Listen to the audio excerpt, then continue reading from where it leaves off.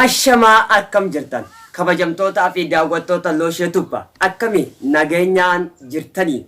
Egaa har'a oduu kanaa qabadhee isinii dhiyaadheetiin jira. Oduu kanaa qabadhee kan isinii dhiyaadhee ani Jeneraal Keessan Ahmadiin Aliyyeeti. Duraan dursee hordoftoonni amantaa Islaamaa hundi keessanuu baga Eid al-Fitr waggaa 1443 geessaniin isiniin ja'a. Oduun kiyya akkas jetteeti eegalti. Ayyaanni Eid al-Fitr waggaa 1443 karaa nagaa fi jaalalaatiin kabajamee jira. Kabaja ayyaanichaa ilaalchisuun namoonni hedduun tokkummaa fi labsi isaanii labsachaa Eid kana akka ajaa'ibaatti kabajaniiti. Dabalatoo oduu kana Haji Hussein dhiyeessa. تقبل الله منا ومنكم عيد مبارك علينا وعليكم Hawaasni Muslimaa aaduma isaarraa'uun tokkummaan waliin wajjin jiraachuuf hojiin jireenya hawaasaa guddaa kan qabudha. Uummanni Muslimaa yoo tokko dhabe itti tokko bira dhaabbachuun aadaa isaa akkuma ta'e ayyaanni Iidaa waggaa 1443 haaluma kanaan kabajameetiin jira. Ayyaana kana irrattis waa hedduu dhiyeeffachuudhaan sirni salaataa aanaa Haramaayaa mana barnootaa baatee sadarkaa tokkoffaa keessattis gaggeeffameetiin jira. Caalattiin uummanni Muslimaa tokkummaa fi ida'amuu waliin qabu irratti tokko ta'e waliin jiraachuu fi miskiina gargaaruudhaafis gaheesaa aadaa guddaa qaba. Sirna Nabi Muhammad sallallahu alaihi wasallam jala deemuudhaan uummanni Muslimaa wanta inni jedhe irra jala deemuudhaaf kan inni immoo dhiise irraa lagachuudhaan beekama. Amantaan Islaamaa jaalala guddaa namaa qabuu fi waliin dubbii waliin dhiyeessan keessattis afaan toltummaa dubbachuudhaan waan guddaa qaba. Kana waliin guyyaa Nabi Muhammad sallallahu alaihi wasallam ittiin labsan kanatti ayyaan akka kabajamuu fi xiqqaa guddaa beekaa wallaalaa dhiiraa fi dubra jedhanii osoo waliin qoodinna tokko ta'uudhaan sirni salaataa gaggeeffamanii ittiin yaadatamanidha. Ji'a Ramadaanaa keessa akka duraanitti wal tuttuquun dhalaa waliin haasa'uun dubartoota jala deemuun hin jiru.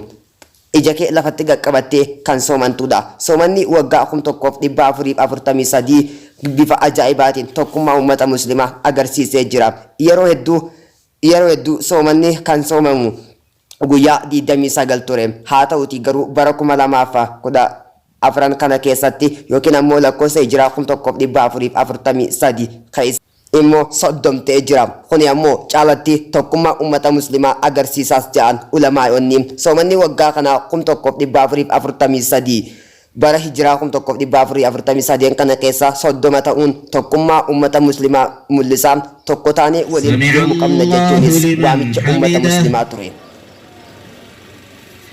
Allahu Akbar.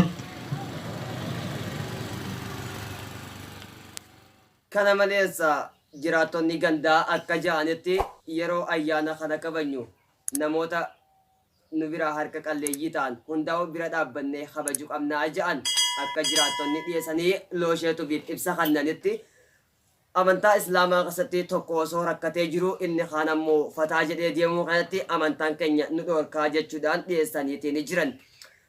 Guyyaa ayyaana kana kabajnuusaa bakka biraa deemnee waaloo hedduu yookiin ammoo gaabbinaa taa'uu osoo hin ta'inna wanta halkan soddom dalagannee guyyaa tokkottiif duraan qisaasnu ja'aniitiin jiranii. Dabalatoo oduu kanaaf Siraaj Sabaatu dhiyeessa. Hawaasni Muslimaa soomana kana yommuu soomanu waa nyaachuu qofa osoo hin ta'in harkaan waan namaa fuudhuu dhiisuu fi miilaan waan namaa seenurraa soomana. Kana malees ijaanis waan gargalaa ilaaluurraa ni soomana. Haaluma kanaa wajjin wal qabate ji'a tokko yookiin ammoo guyyaa 30 rabbiif jecha dhaabbachaa baane guyyaa tokkotti of duraa balleessuun waan maluuf bakka gargaraa deemuurraa of qusachuu qabna jechuun sheekotaaf ulamaa wanni hedduun isaanii dhiyeessanii. Kana malees namoonni dubbisne tokko akka ja'anitti hawaasa keenya kan Muslimaa warreen miskiina ta'an bira dhaabbachuu fi akkasumas fixrii yeroon baasuun nurra jiraata jechuun eeraniitiin ni jiru. Soomana kana kan soomannu akkuma duraaniittu hawaasa keenya akkuma jennetti akka miskiina bira dhaabbachuu fi wanta salaanne kanarratti ammoo hawaasa keenyaas gargaarre rabbi kadhachuutu nurraa eegama jechuun waamicha isaanii dhiyeessaniitiin ni jiru.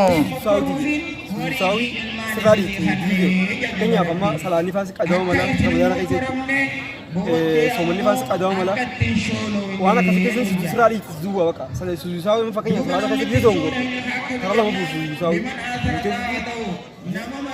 Kana malees inni kun kan ofii keenya ittiin fataa jennu qofa osoo hin ta'inna kan hawaasa keenya miskina bira dhaabbannee maatii keenya gargaaru jechuudhaanis eeraniitiin ni jiru. Inni kun kan maatii fi yatiimoota gargaaranii akkasumas kophaa teenyaaf boonnee warruma mana keenya jiru. Gama biraatiin gargaarsa miskinaa waan taateef dursanii galchuun namarraa eeggama jechuus dhiyeessaniiru. Gurra baatuuf santee ammaas waan miskiinaan itti gargaaramtu jecha fitirii kana habarana ifi yaadatinis amata irratti hoggaa dhufu irratti fitirii kana akka jajjabeessitanii itti dabaluunis dhiibbaa guddaatu ummata muslimaa irra gahaa jira. Ummanni muslimaa ammoo kana ofirraa deebisuudhaaf qophii ta'uu qaba jechuunis dubbateera. ummata keenya muslimaa waan miidhaa jiraniif harargee keessaa seenanii jira waan jaammu takka jira bakka jirru hundatti du'aayii waliif haa goonu warra amantii keenya miidhuuf yaalu kan hunda rabbiin ni miidha hundaafuu jajjabaadhaan isiniin jaa assalaamu alaykum warahmatullaahi. Tole eeganna kabajamtootaa fi daawwattoota loosheetuba oduu isaa kanaa qabadhee dhiyaadhee xumureetiin jira. Oduu isaa kanaatiin kan isin waliin ture ani jeneraal Ticha keessan Ahmaddiin Aliyyeeti. Ogeessa kaameeraa keenyaatiin kan waliin dhaabbatan Saalii Abdiiti. Hanga qophii biraatiin wal deebinutti ifaadha.